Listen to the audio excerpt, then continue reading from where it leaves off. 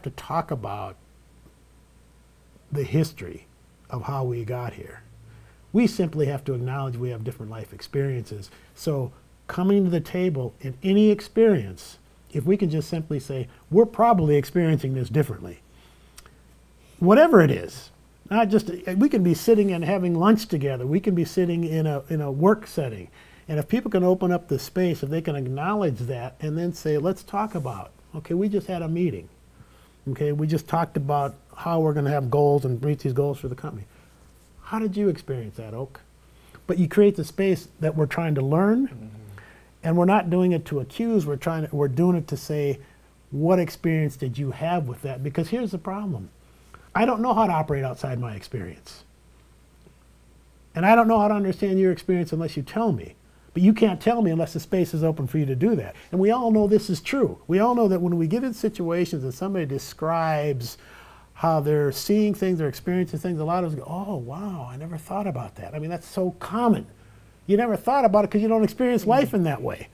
And so we're missing out. And so the only way that we can capture how people are experiencing things is if we open up the doors, if we create spaces, and we have to, we even have to get to the point, in my view, where we say, okay, let's look at what we just experienced. Let's examine if culturally we experience this different or the same.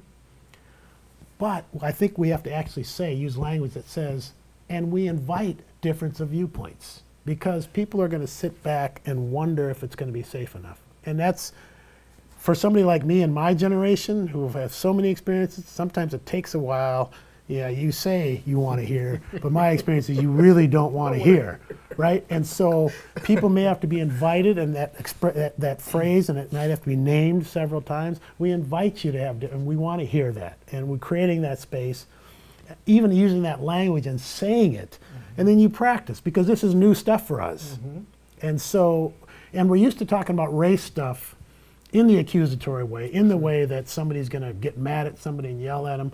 I think we can create a different space. I think our generations can do it together, and maybe the lack of intensity that your generation is feeling, maybe part of that's a good thing, because like I'm knee jerking all the time. I mean, I'm having to keep myself knee jerking all the time. It's like crazy, you know. And I know I'm carrying that baggage, and that's why it's got to be a spiritual thing for me. But maybe with a generation that's not having that intensity, the kinds of climates can be created, the kinds of environments can be created more easily, and then we all have to say what we're experiencing.